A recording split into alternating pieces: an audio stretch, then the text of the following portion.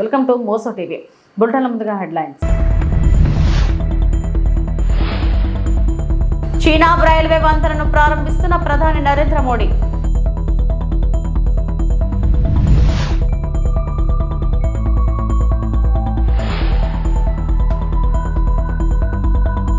ఏపీలో mega DSC పరీక్షలు ప్రారంభం.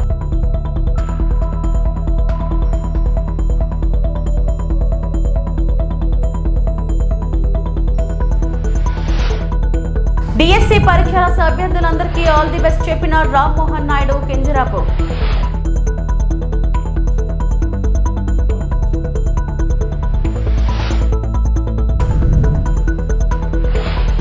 రాజ్యసభ ఎంపీగా కమల్ హాసన్ నామినేషన్ దాఖలు.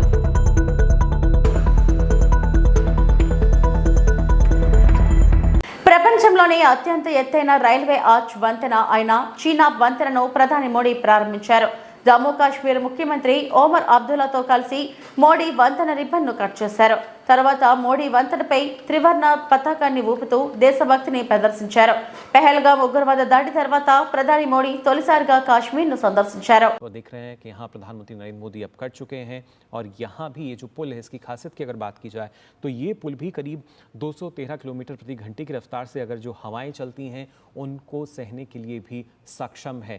इस तरह के सेंसर जो हैं जो इसकी जानकारी देंगे तो 213 किलोमीटर तक अगर हवाओं की रफ्तार है तब भी कोई फिक्र की बात यहाँ पर नहीं है. और उसके साथ साथ तेज तीव्रता का अगर भूकंप आता है तो उसका सामना करने के लिए भी जो अंजी पुल है, अंजी ब्रिज है, वो पूरी तरीके से तैयार है. आधुनिक क्षमता जो है वो आप देख सकते हैं किस तरीके से इसको तैयार किया गया है. अलग अलग पहलुओं का ध्यान दिया गया और जैसा कि लगातार हमारे साथ जो खास मेहमान उन्होंने बताया कि हर कदम के बाद लगातार जांच की जा रही थी, हर एक पहलू की जांच की गई और उसके जो परिणाम हैं वो आज हम सब के सामने हैं. तस्वीरें आप देख रहे हैं अंजी खड्ड पुल की, वहाँ पर जहाँ पर पहला केबल स्टैंड रेलवे पुल बनाया गया, उद्घाटन हो चुका है. प्रधानमंत्री नरेंद्र मोदी ने इसे देश को समर्पित किया. ये जो चिनाब नदी आप देख रहे थे उससे पहले जो सबसे ऊंचा पुल आपने देखा उसके दक्षिण में एक गहरी अंजी नदी घाटी है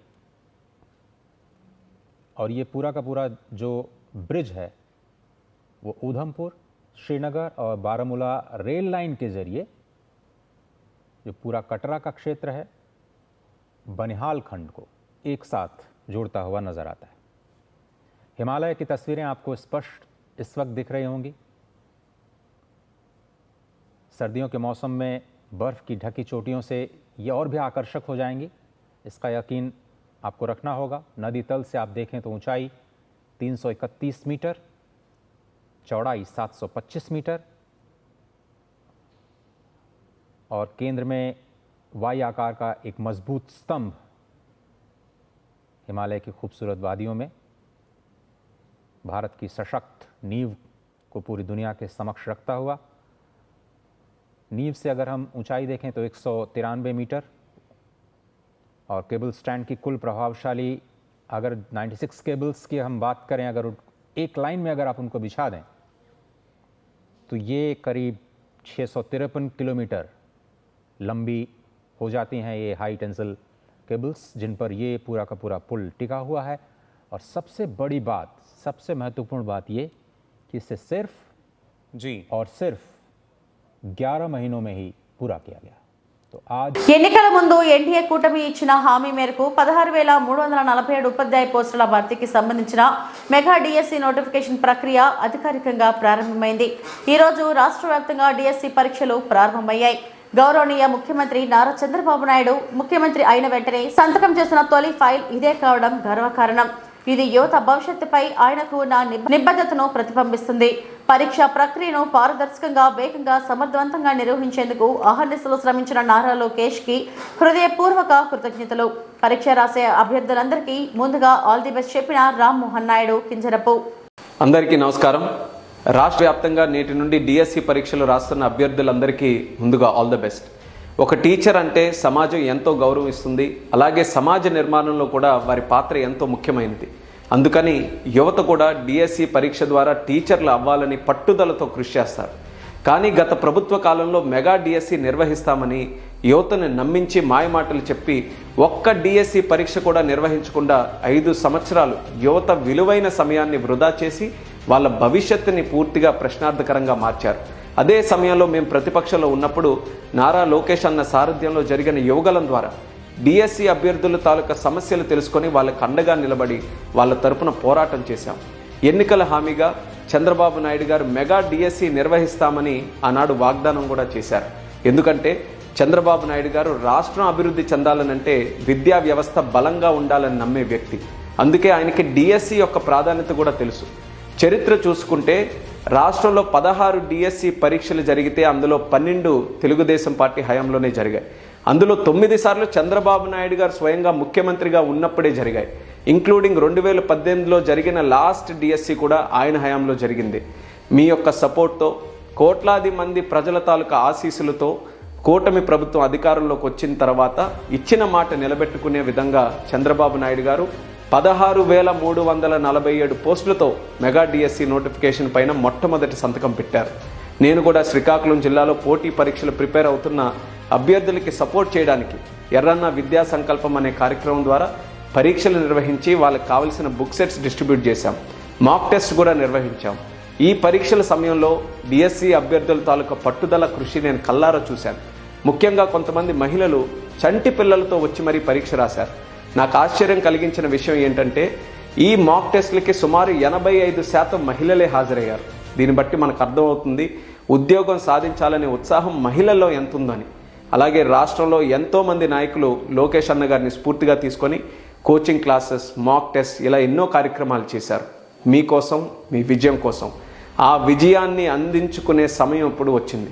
మీ కష్టం, మీ శ్రమ, మీ కుటుంబ సభ్యుల సహకారం మీకు అందరికీ కూడా తోడుగా ఉంటాయి.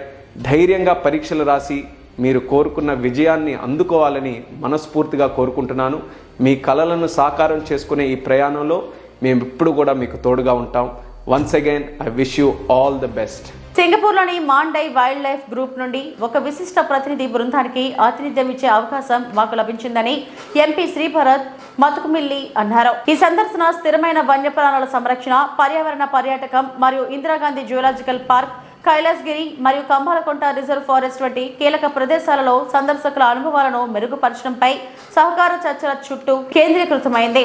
స్థానిక అటవీ మరియు జూ అధికారులతో అంతర్దృష్టితో కూడిన సమావేశాల నుండి లీనమయ్యే క్షేత్ర సందర్శనలు మరియు ఉత్తమ పద్ధతులు మార్పిడి వరకు ఈ సందర్శన విశాఖపట్నం యొక్క పర్యావరణ మరియు పర్యాటక ప్రకృతి దృశ్యాన్ని పెంచడానికి దీర్ఘకాలిక భాగస్వాములకు తలుపులు తెరిచింది అని భరత్ పేర్కొన్నారు.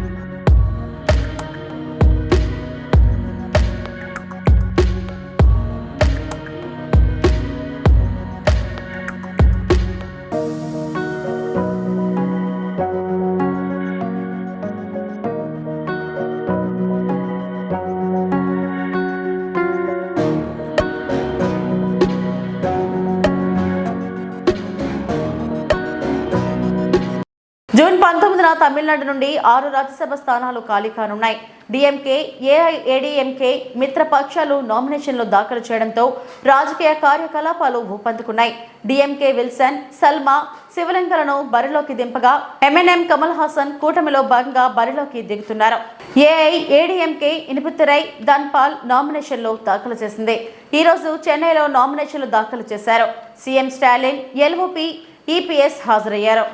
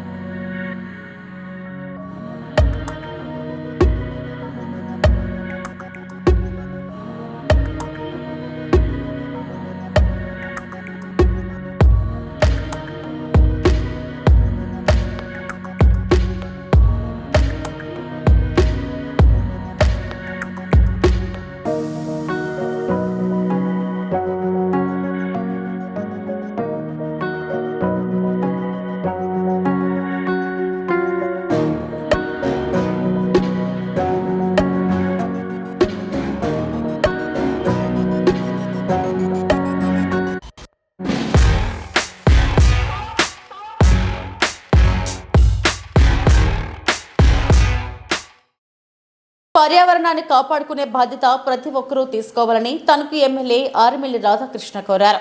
ప్రతి ఒక్కరూ ఒక్క మొక్క నాటేలా లక్ష్యంగా చేసుకోవాలని సూచించారు. రాష్ట్ర ప్రభుత్వం ప్రతిష్టాత్మకంగా చేపట్టిన కోటి మొక్కల వన మహోత్సవ కార్యక్రమంలో భాగంగా తణుకు మున్సిపాలిటీ ఆధ్వర్యంలో మొక్కలు నాటే కార్యక్రమాన్ని ఎమ్మెల్యే రాధాకృష్ణ ప్రారంభించారు. ఈ సందర్భంగా ఎమ్మెల్యే మాట్లాడుతూ ప్రపంచ పర్యావరణ దినోత్సవాన్ని పురస్కరించుకొని ముఖ్యమంత్రి చంద్రబాబు నాయుడు, ఉప ముఖ్యమంత్రి పవన్ కళ్యాణ్ ఆదేశాల మేరకు రాష్ట్ర వ్యాప్తంగా కోటి మొక్కలు నాటే ఉద్యమాన్ని చేపట్టినట్లు చెప్పారు. ఇందులో భాగంగా తణుకు పట్టణంలో 10,000 మొక్కలు నాటేందుకు ప్రణాళికలు సిద్ధం చేసినట్లు వెల్లడించారు. పరిసరాలతో పాటు గాలి, నీరు స్వచ్ఛంగా ఉంటే ప్రతి ఒక్కరూ ఆరోగ్యంగా ఉండగలమని అన్నారు.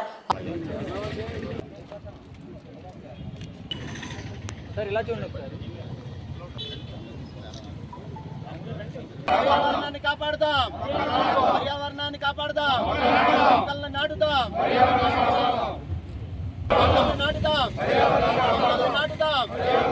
ప్రపంచ పర్యావరణ దినోత్సవ సందర్భంగా ఆంధ్రప్రదేశ్ ప్రభుత్వం, గౌరవ ముఖ్యమంత్రి చంద్రబాబు నాయుడు గారు, ఉప ముఖ్యమంత్రి వర్యులు పవన్ కళ్యాణ్ గారి నాయకత్వంలో రాష్ట్ర వ్యాప్తంగా కోటి మొక్కలు నాటే కార్యక్రమాన్ని ఈరోజు ప్రభుత్వం తీసుకోవడం జరిగింది.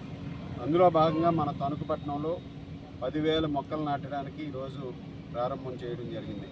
ముఖ్యంగా ప్రతి ఒక్కరూ కూడా పర్యావరణాన్ని కాపాడాల్సినటువంటి అవసరం ఉంది. ఈరోజు మన పరిసరాలు, అదేవిధంగా గాలి, నీరు అన్నీ కూడా స్వచ్ఛంగా ఉంటే మనందరం కూడా ఆరోగ్యంగా ఉంటాం. ఈరోజు ఆరోగ్య ఆంధ్రప్రదేశ్ నిర్మించాలనేదే ముఖ్యమంత్రి చంద్రబాబు నాయుడు గారి యొక్క సంకల్పం. అందులో భాగంగా అత్యధికంగా మొక్కలు నాటి పర్యావరణాన్ని కాపాడే విధంగా ప్రతి ఒక్కరికి కూడా ఈరోజు ఒక మొక్క మనందరం కూడా పెంచితే అది మన కుటుంబాన్ని రక్షిస్తుందనేది మనందరూ వాస్తవాన్ని గ్రహించాల్సినటువంటి అవసరం ఉంది. ఆ విధంగా ప్రతి ఒక్కరూ కూడా మొక్కలు నాటి మన ఇంట్లో కానీ పెరట్లో కానీ ఎక్కడ అవకాశం ఉంటే అక్కడ ప్రతి ఒక్కరూ ఒక మొక్కని నాటి మన నియోజకవర్గాన్ని కూడా ఈరోజు తణుకు గ్రీన్ తణుకుగా ఏదైతే ఉందో దాన్ని సాధించే విధంగా ప్రతి ఒక్కరూ కూడా ఇందులో భాగస్వాములై మొక్కలు నాటే కార్యక్రమాన్ని పెద్ద ఎత్తున ప్రతి ఒక్కరూ కూడా ఈరోజు పాల్గొని అందరూ కూడా మొక్కలు నాటాలని. చంద్రబాబు ఒక మ్యానిపులేటర్, వైఎస్ జగన్ అత్యంత ప్రజాదరణ కలిగిన నాయకుడు. రాజశేఖర రెడ్డి, ఎన్టీ రామారావు లాగా ప్రజలతో నేరుగా సంబంధం ఉన్న ప్రజానేత. జగన్ ని అరెస్టు చేస్తామంటూ లీకులు ఇస్తున్నారు. కూటమి ప్రభుత్వం అనుకున్నా జగన్ ను అరెస్టు చేయలేరు. ఆంబటి రాంబాబు, గుంటూరు జిల్లా వైఎస్ఆర్సీపీ అధ్యక్షులు. ఉన్నప్పుడు ఆయన సీఎంఓలో పనిచేసినటువంటి 2 అధికారులని నువ్వు అరెస్ట్ చేశావు. అంతేకాదు, సీతారామాంజనేయులు గారు ఇంటెలిజెన్స్ చీఫ్ నువ్వు అరెస్ట్ చేశావు. రఘురామకృష్ణరాజు పెట్టిన కేసులో A1గా జగన్మోహన్ రెడ్డి గారిని ముద్దాయిగా పెట్టారు. అరెస్ట్ చేస్తావా, అరెస్ట్ చేయవా, వి విల్ సీ లేటర్. నువ్వు అరెస్ట్ చేయాలి అనుకున్నా కూడా సాధ్యం కానిటువంటి పరిస్థితులు వస్తాయి. జగన్మోహన్ రెడ్డి గారు ఈ రాష్ట్రంలో మరి మాట్లాడితే ఈ దేశంలో అత్యంత ప్రజాదరణ కలిగినటువంటి mass leader. Direct connection with public. Is not a manipulator. Direct connection with public. Like Indira Gandhi, like Rajasekhara Reddy, like NT Rama Rao. Leader and voter మధ్యన కనెక్షన్, డైరెక్ట్ కనెక్షన్ ఉన్నటువంటి నాయకుడు. నీలాగా మ్యానిపులేటర్ కాదు, నీలాగా 4గురిని కలుపుకుని వచ్చేటువంటి వ్యక్తి కాదు. అలాంటి వ్యక్తిని తప్పుడు కేసులు పెట్టి నువ్వు అరెస్ట్ చేయాలనుకుంటున్నావో లేదో కాలం నిర్ణయిస్తుంది. ఇప్పటికే ఆయనకి సంబంధించినటువంటి ధనంజయ రెడ్డి గారిని, కృష్ణమోహన్ రెడ్డి గారిని, ఇంటెలిజెన్స్ చీఫ్ని అరెస్ట్ చేశావు. అరెస్ట్ చేసిన తర్వాత ఏం చేస్తావు చూద్దాం. ఇవన్నీ లీకులు ఇచ్చి, చంద్రబాబు లీకులు ఇవ్వడం అలవాటే కదా. ఇవాళ కూడా ఆ హోమ్ సెక్రటరీకి ఆయన క్షమాపణ చెప్పే లీకులు ఇస్తుంటాడు. లీకులు ఇచ్చి పరిపాలన చేసే మనిషి is a manipulator. Time will decide later. Kuppam మండలం చెక్కునతం పంచాయతీ రైతు సేవా కేంద్రంలో సబ్సిడీ వేరుశనగ విత్తనాలు పంపిణీ కార్యక్రమం జరిగింది. ఈ కార్యక్రమంలో పాల్గొన్న మాజీ market committee chairman Satyendra Shekhar, cluster incharge Mahendrababu, రాష్ట్ర తెలుగు యువత కార్యనిర్వాహక కార్యదర్శి చెక్కునత్తం మణి చేతుల మీదుగా రైతులకు విత్తనాలను పంపిణీ చేయడం జరిగింది. ఈ కార్యక్రమంలో మండల రైతు అధ్యక్షులు రాజా, పంచాయతీ రైతు అధ్యక్షులు రమేష్, సీనియర్ నాయకులు తిమ్మప్ప, పార్టీ అధ్యక్షులు బీరప్ప, మునిరత్నం తదితరులు హాజరయ్యారు. కుప్పం మండలం చెక్కునత్తం పంచాయతీ రైతు సేవా కేంద్రం నందు మన రాష్ట్ర ముఖ్యమంత్రి వర్యులు గౌరవనీయులు శ్రీ నారా చంద్రబాబు నాయుడు గారు సూచన మేరకు రైతులందరికీ కూడా సబ్సిడీతో వేరుశెనగ విత్తనాల పంపిణీ కార్యక్రమం జరుగుతూ ఉంది. ఈ కార్యక్రమానికి ముఖ్య అతిథులుగా వచ్చేసినటువంటి కుప్పం నియోజకవర్గ మాజీ మార్కెట్ కమిటీ అధ్యక్షులు సత్యేంద్ర శేఖర్ గారికి, అదేవిధంగా మా క్లస్టర్ ఇన్ఛార్జ్ మహేంద్రన్న గారికి, కుప్పం మండల రైతు అధ్యక్షులు మా రాజన్న గారికి, అదేవిధంగా స్థానిక రైతు అధ్యక్షులు రమేష్ అన్న గారికి, మా స్థానిక పార్టీ అధ్యక్షులు బీరప్ప గారికి, మా బూత్ ఇన్ఛార్జీలకు, మా సీనియర్ నాయకులకు తిమ్మప్ప గారికి, అందరికీ ఇక్కడ విశేషమైనటువంటి రైతులందరికీ కూడా పేరు పేరున నమస్కారాలు తెలియజేసుకుంటూ, మన కోసం రాష్ట్ర ప్రభుత్వం మన కుప్పం ముద్దుబిడ్డ అయినటువంటి మాణిశ్రీ నారా చంద్రబాబు నాయుడు గారు 1116 రూపాయల సబ్సిడీతో 1674 రూపాయలు రైతులు డబ్బులు కడితే చాలు 30 కేజీలు బరువున్నటువంటి ఈ రైతు వేరుశెనగ విత్తన కూడా ప్రతి ఒక్కరి రైతులకు కూడా అందించడం జరుగుతుంది. ఇవన్నీ కూడా రైతులందరూ కూడా సద్వినియోగం చేసుకొని రైతులు లాభసాటిగా వ్యవసాయాన్ని తీసుకురావాల్సిందిగా మన నారా చంద్రబాబు నాయుడు గారు తెలియజేశారు. కాబట్టి ఈ అవకాశాన్ని ప్రతి ఒక్కరు కూడా ఉపయోగించుకోవాల్సిందిగా ప్రతి ఒక్కరిని కోరుకుంటూ అందరికీ నమస్కారాలు, ధన్యవాదాలు. Okay sir.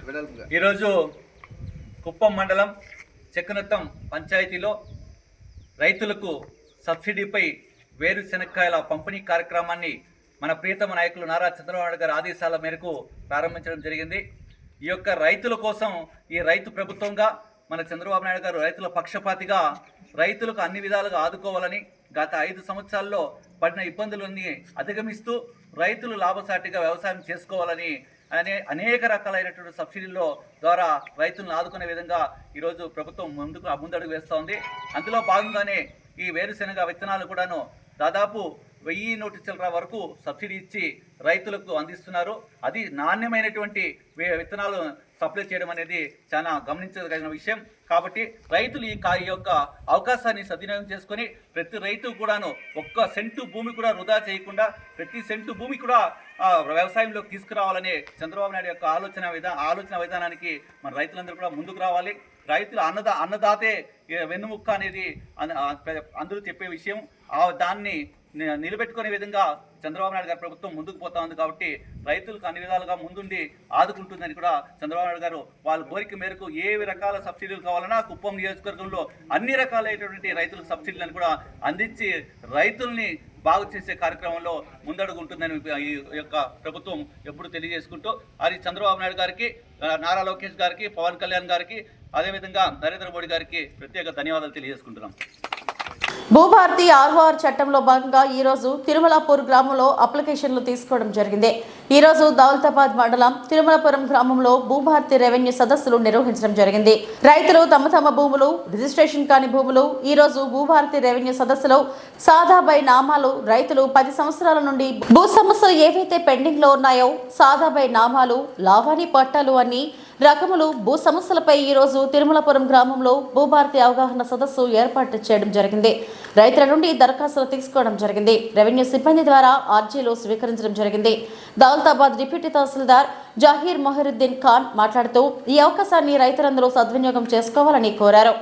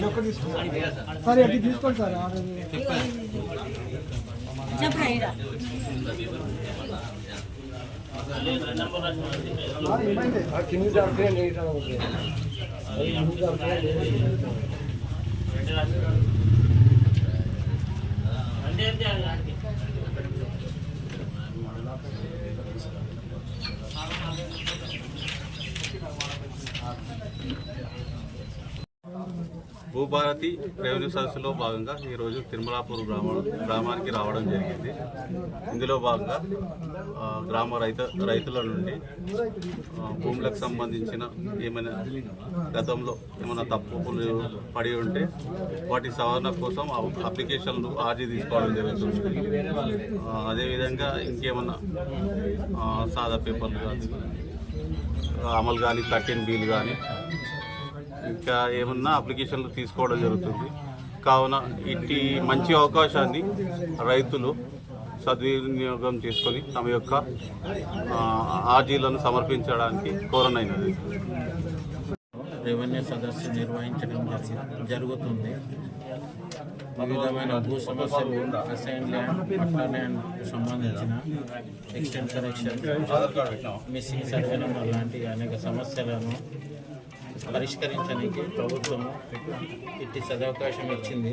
ఇట్టి సదవకాశం ప్రజలందరూ, రైతులు, తిరుమలాపూర్ గ్రామ ప్రజలు సద్వినియోగం చేసుకోవాలని. డాక్టర్ బిఆర్ అంబేద్కర్ కోనసీమ జిల్లా కొత్తపేట నియోజకవర్గం కొత్తపేట మండలం పలివెల గ్రామానికి చెందిన చప్పిడి బేబీ, కొప్పిశెట్టివారి వీధికి చెందిన వెన్నెటి సత్యవతి, వీరిరువురు భర్తలు 2023 సంవత్సరంలో మృతి చెందారు. వారి భర్తలు మృతి చెందిన తర్వాత జీవన విధానం ఇబ్బందిగా మారింది. అప్పటికే తన భర్తలకు సామాజిక పింఛన్ వచ్చేది.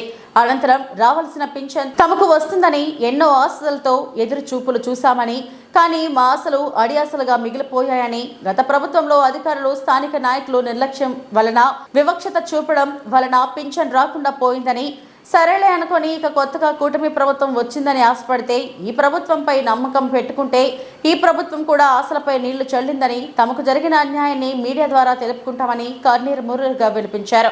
ఈ ఘటనపై స్పందించిన నేను సైతం అవినీతిపై పోరాటానికి సిద్ధం టీం కె విష్ణుమూర్తి మాట్లాడుతూ, ఇన్ని సంవత్సరాల నుండి ఆర్థిక ఇబ్బందులు పడుతూ ఉంటే ఆ ఒంటరి మహిళలకు భరోసా ఇదేనా అని విష్ణుమూర్తి ప్రభుత్వాన్ని ప్రశ్నించారు. ఇది మంచి ప్రభుత్వం అని, మంచే చేస్తుందని ప్రజలు అనుకుంటే ఈ ప్రభుత్వం కూడా గత ప్రభుత్వం దారిలోనే పయనిస్తుందని, భర్తలు కోల్పోయిన భార్యలకు కాకుండా ఏదో ప్రత్యేక తేదీలు పెట్టి వారికి మాత్రమే అని చెప్పి నిర్లక్ష్యం చేయడంపై ఆ ఒంటరి మహిళలు కన్నీరు పెట్టుకుంటున్నారని, వారు కన్నీళ్లు ఈ కూటమి ప్రభుత్వానికి తగలకుండా చూసుకోవాలని, ఇలాంటి ఒంటరి మహిళలు ఎంతో మంది ఉన్నారని, ఇన్ని సంవత్సరాల నుండి ఆర్థిక ఇబ్బందులు పడుతూ ఉంటే ఆ ఒంటరి మహిళలకు ఇదే నా భరోసా అని విష్ణుమూర్తి ప్రశ్నించారు.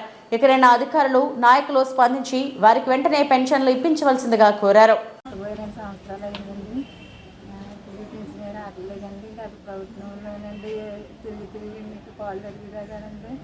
రాలేదండి. మళ్ళీ ప్రభుత్వంలో కూడా న్యాయం చేస్తారేమోనంటే ఇంట్లోకి వచ్చానండి.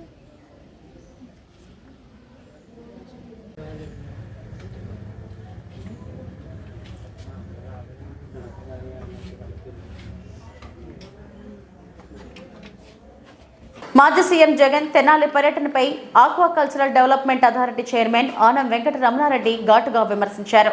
గంజాయి బ్యాచ్, రౌడీ షీటర్లు జగన్ కు చిన్నపిల్లలాగా కనిపిస్తున్నారని ఎద్దేవా చేశారు. తెనాలిలో రౌడీ షీటర్లను పరామర్శించిన జగన్ కు మానసిక స్థితి సరిగా లేదని విమర్శించారు. సీఎం చంద్రబాబు గురించి తప్పుగా మాట్లాడిన జగన్ క్షమాపణ చెప్పాలని డిమాండ్ చేశారు. మా పిచ్చోడు, మా హాఫ్ టికెట్ అది సీఎం అనుకున్నాడు. తిక్కడా తిక్కనాయాలా, అది సీఎం కాదురా, చీఎం. చీఎం అంటే నిన్ను చీ కొడుతున్నారనే విషయం జగన్మోహన్ రెడ్డి మన హాఫ్ టికెట్ గుర్తుపెట్టుకోవాలని కూడా మనవి చేస్తూ ఉన్నా. ఈరోజు ఆ రోజు బాబు గారిని ఏదంటే అది ఏది రోడ్లో కొట్టాలా, చంద్రబాబు గారిని రోడ్లో కొట్టాలా అనే మాట జగన్మోహన్ రెడ్డి నోట్లో నుంచి వచ్చింది. ఈరోజు నేను అడుగుతున్నా, చంద్రబాబు నాయుడు గారి మీద సిబిఎన్ గారి మీద ఉండే కేసులు 24. ఆ 24 కేసుల్లో 22 కేసులు నువ్వే పెట్టావు. నువ్వో మీ తండ్రి గారో ఎవరో మీరిద్దరే పెట్టారు. దాంట్లో 2 కేసులు మామూలు కేసులు, మిగతా అన్ని కావాలని పెట్టిన కేసులు అనే విషయం నీకు బాగా తెలుసు. ఇంకోటి కూడా చెప్తున్నాం, చెప్పుతో కొట్టాలా? డెఫినెట్గా కొట్టాలి. నిన్ను ఎందుకు కొట్టాలంటే నువ్వు చేసిన తప్పులకి, నువ్వు చేసిన దొంగతనాలకి శిక్ష పడకుండా తప్పించుకుంటున్నావు కాబట్టి, నువ్వొక ద్రోహివి కాబట్టి, నువ్వొక దొంగవ కాబట్టి. నీతో పాటు మంచోళ్ళు ఉంటారా? ఎట్లుంటారు? నీ సీఎంఓ, నువ్వు సీఎంగా ఉన్నప్పుడు సీఎంఓలో ఉండే వాళ్ళందరూ దొంగలే, నీ మంత్రులందరూ దొంగలే, నీ చుట్టూ ఉన్న బ్యాచ్ అంతా దొంగ బ్యాచే, నీకుండే మెయిన్ కార్యకర్తలు సగం మంది ఇటువంటి వాళ్లే, మంచోడు ఎవడు నీతో ఉండడు. కాబట్టి జగన్మోహన్ రెడ్డి చంద్రబాబు నాయుడు గారికి క్షమాపణ చెప్పాలి, క్షమాపణ చెప్పాలి అని మేము డిమాండ్ చేస్తున్నాం. మాటలు జాగ్రత్తగా రాని. నువ్వు గౌరవంగా మాట్లాడితే మేము గౌరవంగా మాట్లాడతాం, నువ్వు రెస్పెక్ట్ఫుల్గా మాట్లాడితే మేము రెస్పెక్ట్ఫుల్గానే మాట్లాడతాం. నువ్వు మాకు విలువిస్తే మేము మీకు విలువిస్తాం.